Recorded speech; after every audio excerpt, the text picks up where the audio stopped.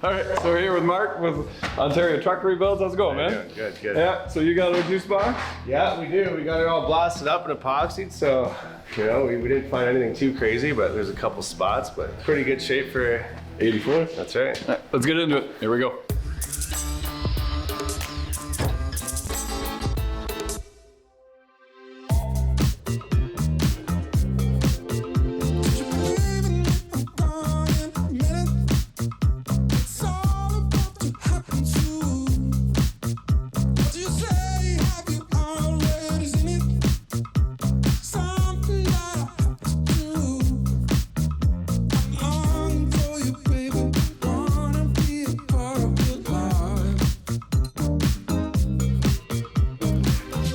Promised myself I wouldn't get too carried away with this build.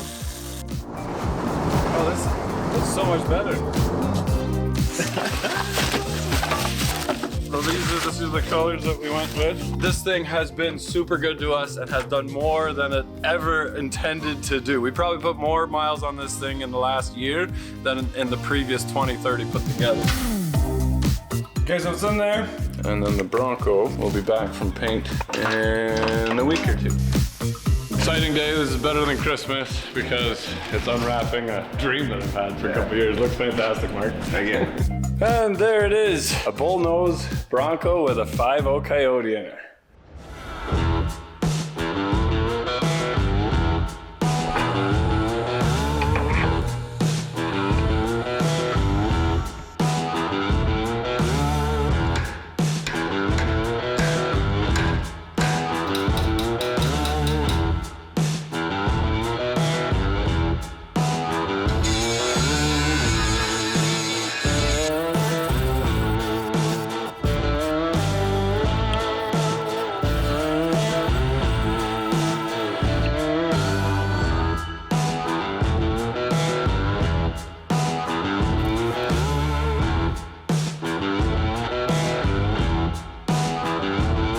You guys are in Southern Ontario, Niagara region? Yeah, we're out here in Wainfleet, Ontario. Nice. Specializing in trucks? We do mainly trucks only, yeah. So we kind of try to revive the old diesels, like, you know, 15-year-old trucks that instead of buying a brand new one, you can bring it here. And Like transport trucks? transports, pickups, customs, you name it, we kind of do it all. Okay, right on. So, what have you guys done so far?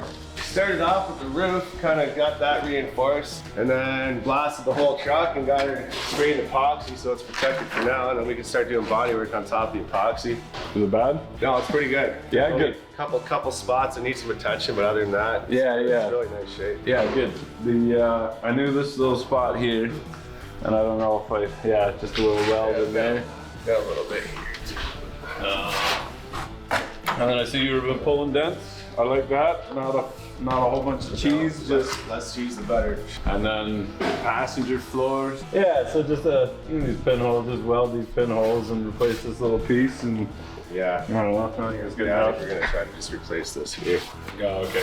Right on. So, how are the fenders? So basically there's, you know, a couple golf ball dents in here, you know, big wave pool right here, but, you know, So- she's good as new now. Yeah. So you pulled them, Pulled them right out, and then just a tiny bit of filler over a top. little bit of filler, you know, less filler is good. Yeah, right on. And then, we're gonna pull these clips off. And then the hood was kind of bent too from the vintage. I mean, she was kinked here, right? Yep. So, I mean, we tried to flatten it and pull as much as we could. And I mean, as you can see, it's pretty relatively straight now. Yeah, nice. Sounds good. And then we're painting the firewall. Yep. Couple more weeks in the next Yeah, week. maybe end of next week or so. We're probably gonna try to get it in high build by the end of this week. We should have everything in high build, start blocking it and prepping it for paint. Nice. Yeah. Awesome. I'm excited. Yeah, All right, well, I'll get out of your way. You can keep working. sounds good.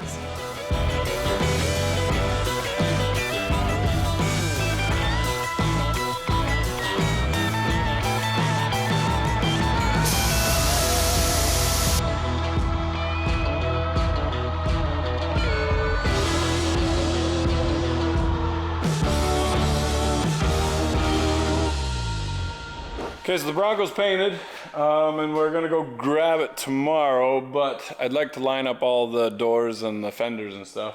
To do that, we need to put the radiator support in there. So basically just wire wheeling this and just scuffing up the paint. I don't want to take the paint off. I thought about sandblasting it, but it's already got paint on it. It's just a couple different colors. Just needs a little touch up. The only really bad spots are just on the bottom, and it's not bad. It's all there. It's 100% there. And when you take the original paint off, it's like taking off a sweater. It's like leave the sweater on and put another sweater on. It'll be nice and warm. So a little bit of Rustoleum matte black on this. We'll clean this up real nice. And then the insides, so the engine's pretty dark. A lot of black on the plastics and that, so the black will match nice. We got an aluminum radiator coming for it, so that'll pop really nice and shine that up. We got some new chrome here. And these were actually really reasonable. The headlight bezels, they're from an American company called Tong Yang. So very reasonably priced. And then we got new tail lights, marker lights, so everything is going to be nice. We've got our energy suspension engine mounts. So these are the 4.6 engine mounts, which will work with our All for Fun off-road brackets. And then we'll throw the Coyote in it. I'm doing this while my seam sealer's drying on the C10. Everything's happening all at once. It's awesome. I love it. Here we go.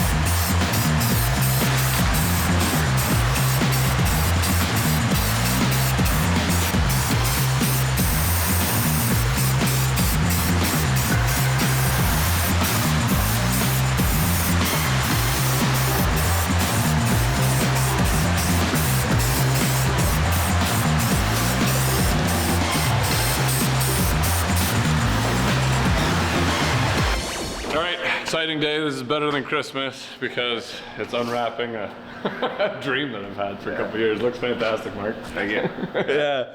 Lots of work for sure. Was it a lot more than you originally thought? Well, a little bit, you know. Yeah. It's like there wasn't a straight panel on the truck, right? So then that's the thing is you get rust free, but banged up. Yeah, I haven't bought other trucks too and no rust, but like I went and bought a rust free Silverado. Yeah. You can't see it in the pictures, and you get there, and it's like, oh. You never know what you're gonna get, that's for sure. But well worth it, love it. We got it all straightened out now, anyway. So this is Wimbledon white. This is. Okay, so that color is actually the previous year.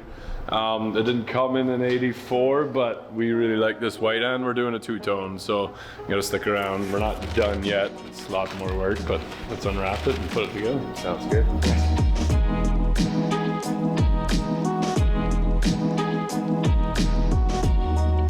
Oh, the roof turned out really good.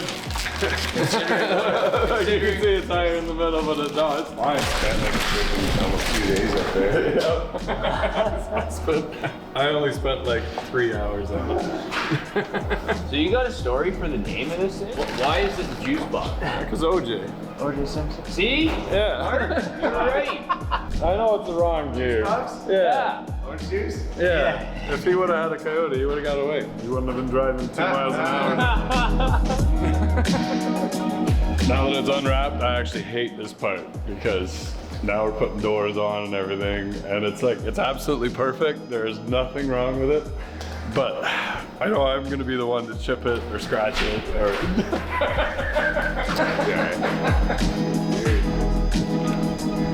Oh, we got some movement on the top.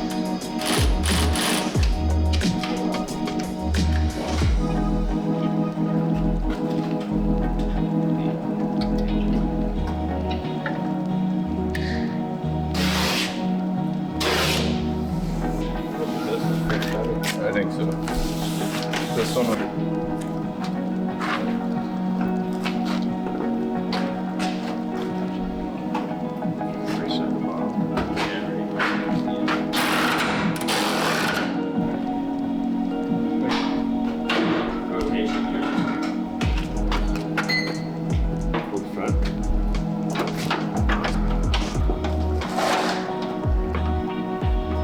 Very tight at the top.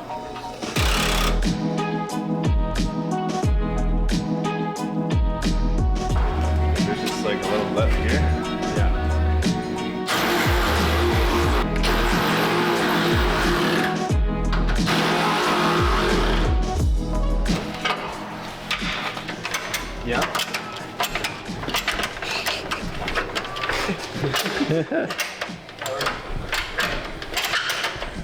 Get pretty tight yet or what? Yeah, that's about it. Okay. I don't know why we didn't think of this before. That's why we read the comments. Like, yeah, dude, just strap the front down, now it'll fit in the trailer. Custom lowering. That's how they do it. 3 fat guys with beer bellies and dad bods. Why don't we do that?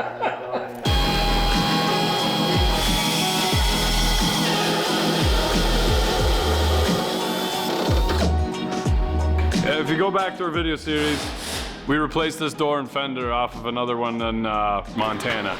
So what's happening now is we need to bring the door down and up at the front, but the door will hit the windshield pillar.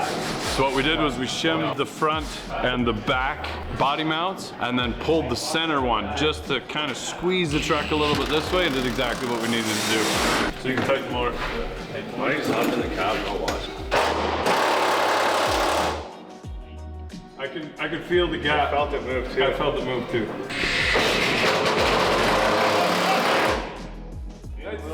It moved a lot. Like I could feel it. Yeah. Just opening. Definitely gained something there for sure. So I think see if you can get the door. If not, we can go one more in the front here.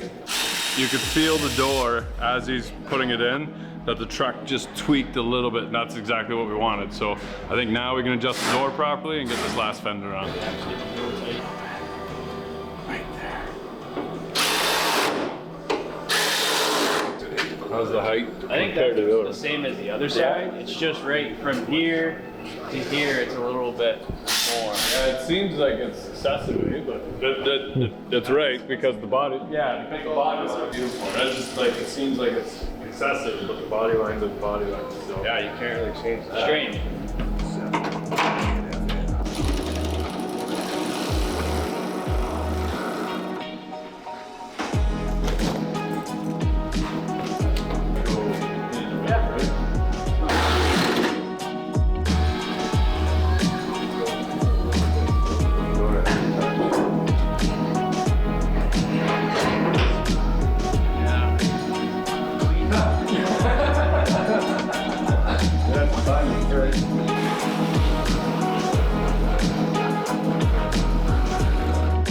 I think that's it. That's it? That's all? Yeah.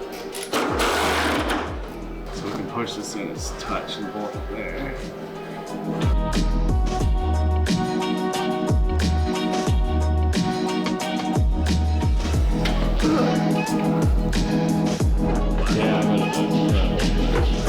See how much. That's much easier.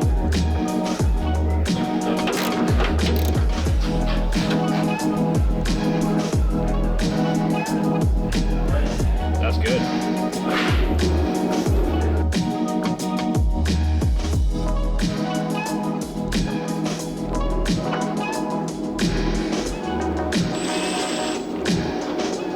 We're gonna latch it?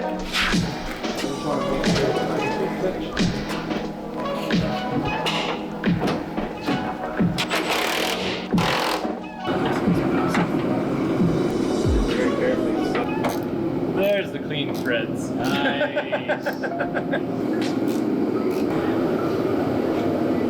Fucking screws. I didn't go bonkers on the body right now, so they're very good about that.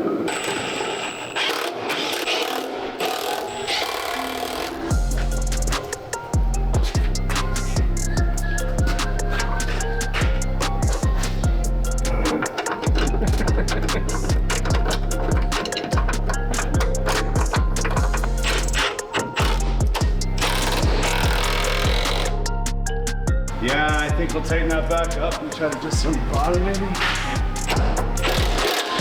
Yeah, what's stopping?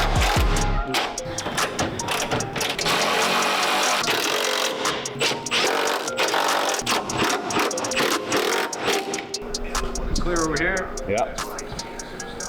Hold on. Watch your side, I'll watch my side. Wow, that was an extremely tight gap. Forward and front and back is perfect. Like we can move the whole rad support that way. Tucker in the right spot. Yeah. I've been doing this for years. 2.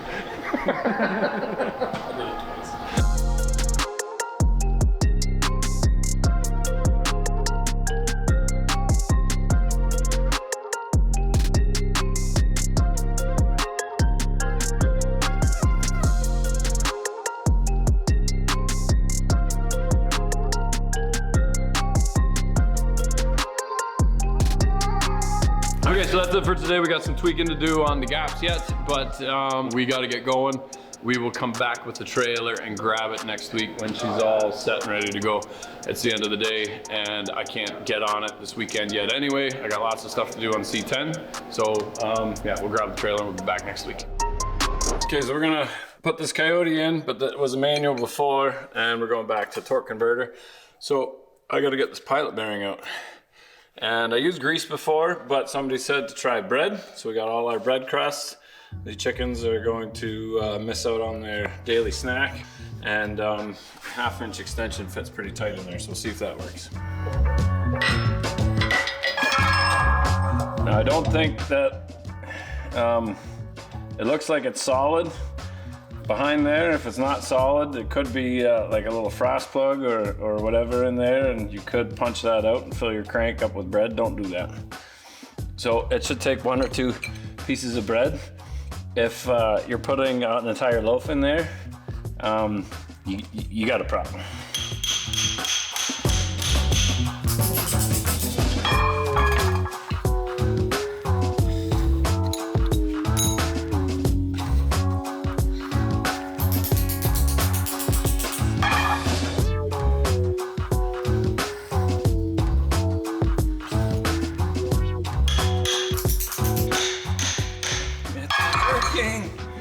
It's working. Now I gotta use whole wheat because white bread is for 2-year-olds. I'm just being honest.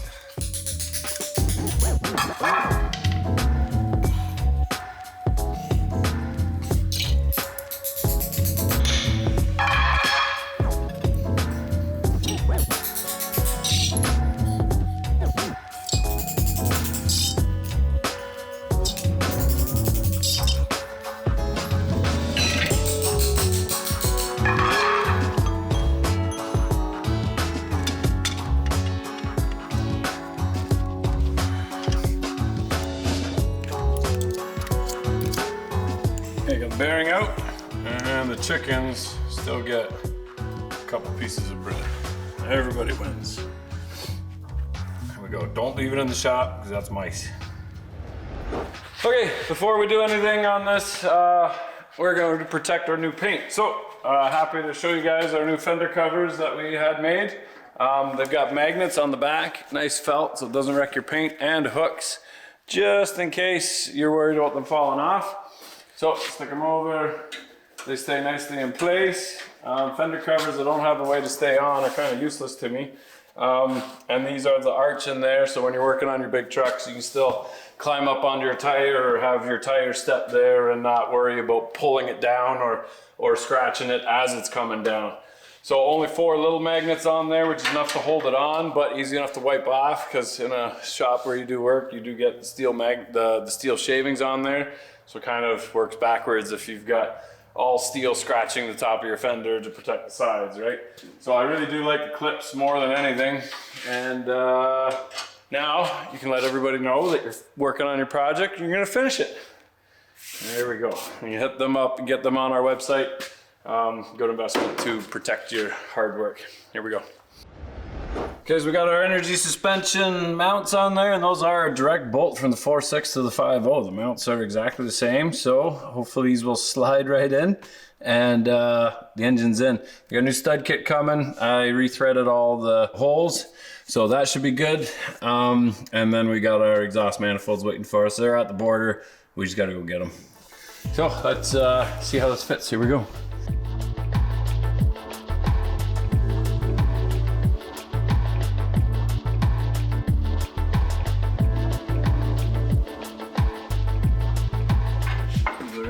Why didn't you come out? That's just rude.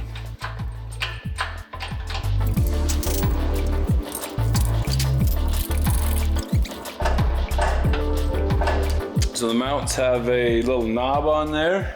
I think I gotta drill a hole for that knob. And then I can slide it up and over a bit because I can just, let me see. Yeah.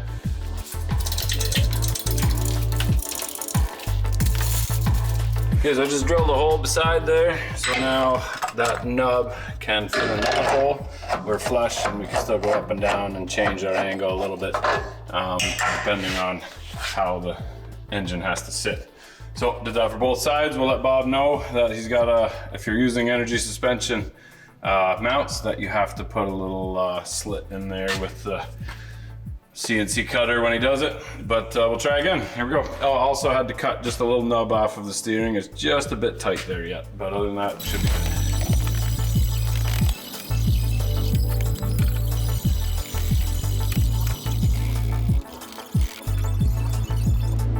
Okay, so unfortunately, fittings were too tight for my relocate, so we relocated the fittings on the relocate kit.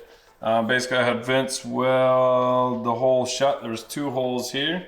If you remember from the previous video, there's a hole here, hole here. So I didn't have room to spin this in, so we dropped it down as low as possible while still being able to put a fitting on there. And then I drilled a new hole and stuck that in from the side and then plugged the other hole. So we highly recommend, again, if you're gonna throw a Coyote in a Bronco, use the truck engine, because that oil filter comes up the front and you've got lots of room for that. But we've got Mustang, it is what it is. We're gonna throw that in, we should be good now.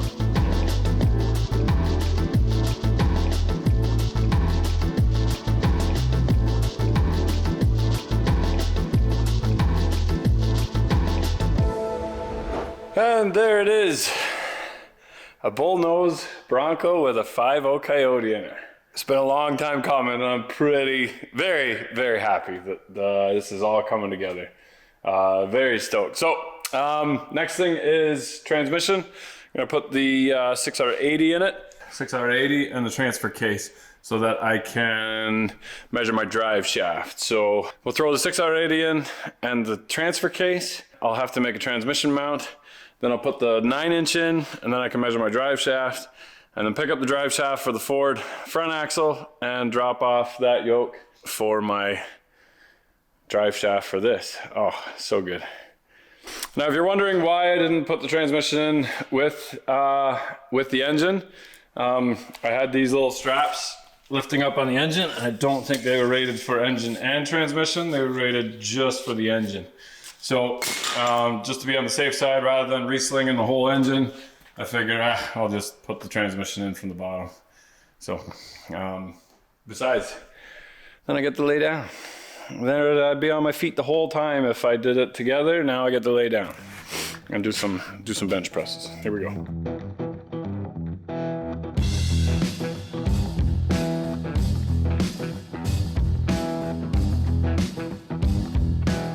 Okay, so the engine's in, transmission's in. I think it's only right to put our second coat of custom colors, valve covers on the engine. I think that looks much better than the blue, actually, for the valve covers. So, you got the weight on the front.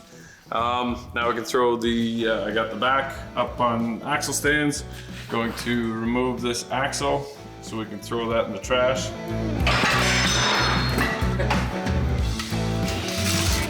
And throw a nice 9-inch under there, and then I can take my measurement for the drive shaft. There we go.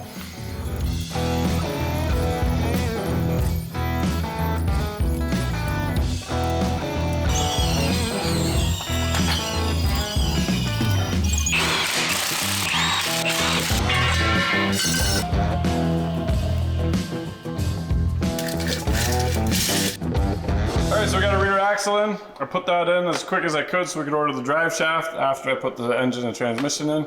And now, before we get too carried away and I get things too dirty, we're going to protect the truck floor. Now, all the other vehicles, I've put the sound deadening mats in there, but they all come in strips and they have seams.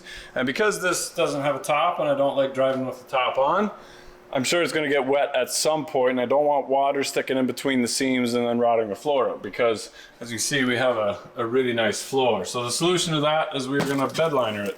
We got Rustoleum's 2-part epoxy bedliner kit. You mix the two together and it gets super hard. Does an 8-foot bed, which is a little bit smaller than this floor, but I don't think I'm going to be doing the tailgate. So this is really nice because it'll protect the bottom, it'll make it nice and hard. I'm not sure where our carpet stops, but if we do have to carry something in the back, we can flip the carpet up if we have to. And then we've got a nice tough bed liner underneath that's gonna protect our floor. Because even though, like you see, it's just slightly pitted, there's no holes in here, and we wanna protect that as long as possible. There's no dents or anything in here, and this will help all of that. So before we do anything else, prep work is key. We've epoxy primed it, so we're just gonna scuff it up with some 120 grit, clean it up a bit, and then mix the two halves together and start rolling. So I think I can pretty much do it without having to climb in and get my dirty footprints all over it again. I think that'll look pretty sharp by the time we're done. If you're gonna do this, you might have to put a little bit more elbow grease into prepping that box. We started by just sanding down the epoxy primer, and you will 100% have to do that. You'll also have to use acetone or something to remove any fluids or wax buildup or anything like that. We didn't have to do that, so we were lucky enough to avoid that step. Now when you get your bag, you just knead it, make sure everything's nice and fluid, and basically once everything feels uniform, you can squeeze the bag hard, roll section A into section B, and that will put the two chemicals together. Let it sit for about 15 minutes. Just pour a little bit at a time into a paint tray. Don't paint yourself into a corner, obviously. 2 coats is recommended. I had enough left over, but not enough to do 2 full coats on this. So I'm excited to see how this turns out. Good practice for me, because I think we'll be doing this in the other trucks that we have, because it went on really nice. Just don't pour too much into your paint tray all at once, because it does kind of go clumpy, but it doesn't seem to go clumpy in the bag. So just do it in thirds, I would say, or quarters, and just make your way back and top up your tray, and that keeps the clumps from changing your texture as you finish. So we're gonna let this dry and carry on with the rest of the truck. Here we go. Okay, so this is where I start having a lot more fun. I don't like putting the panels on so much because I'm worried about scratching them. The guys did an awesome job. No scratches, no dings, no dents, and the panel gaps actually look really, really good. So now we can get going on to assembling the rest of the truck. Ian's coming in the morning to wrap the two-tone on it, and I can put some of the glass and the rubbers and stuff back in it again. Now, I really like this part because it's just one color now. It's kind of plain. You don't see a whole lot, but as soon as you start adding door handles and window seals and put the glass in it, it adds all those extra little colors, and it actually starts turning into something really nice really quickly. So another thing I'm excited about is we bought all these rubbers 2 years ago when we brought it home, but I never installed any of the seals because I knew I'd have to take them all apart again to paint it. So this is actually what's left of my door trim, the seal that the window slides in, and that is one entire seal. That's all that was left of it. Actually, that's both of them, I think. So when you're driving with the window up, all you hear is, it's really annoying. So I'm happy to get those seals in there, tighten this thing up, and turn it into a real truck. Here we go. Okay, so we painted the frames on the quarter windows, and we got new rubbers for them. Pretty tricky, pretty intricate. We picked these up on the way home, but so far they do fit really good. They're just kind of tight. So it does help to just put a little bit of WD-40 on there, just spray it just in that bottom there. Or even just put a little bit on a rag and just wipe it on there. It just helps it slide in, because we got to get this lip underneath that groove there. So just take your time, a dull screwdriver, poke it in. There is a left and a right. Drill a new hole for the glass to go through on the pivot on the bottom, and you got a nice tight seal again. It's probably one of my favorite upgrades to not hear the wind whistling anymore. And we'll put the link down below as to where we bought all these. It was a full kit, and it actually came with everything, including the gasket for the hard top. So we'll pull the glass out of that, and then we'll paint that to match our two-tone. Here we go.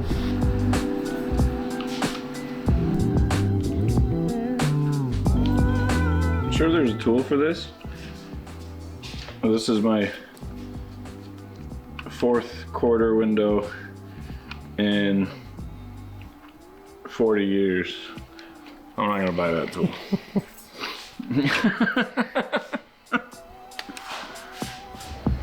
Okay, outside's painted, the inside's painted. There's only one thing left is to make it the two-tone. We got Ian back. Even though he's got a full-time job and doesn't rap anymore, we convinced him with Timmy's and donuts, and he comes back out again. So what we're gonna do is we're gonna do a brown panel in between the trim pieces. So you wanted brown, it's kind of limited on what brown colors are available, but we did find a really nice matched one. It's got a tiny bit of metallic flake, and it's a warmer brown tone, but it's not super, you know, orangey. Yeah. So I think it'll look really nice. It'll look kind of vintage and the right sort of era for this. Yeah, nice. Yeah. So we're kind of matching the top and the interior, even though they're all slightly different, it's still gonna complement each other really, really nice. So For sure. yeah, once we get the color on, then we can start putting the mirrors and door handles and everything back on again, and then it starts looking like a complete project again. So. Yeah, can't wait. It's gonna be a lot of fun.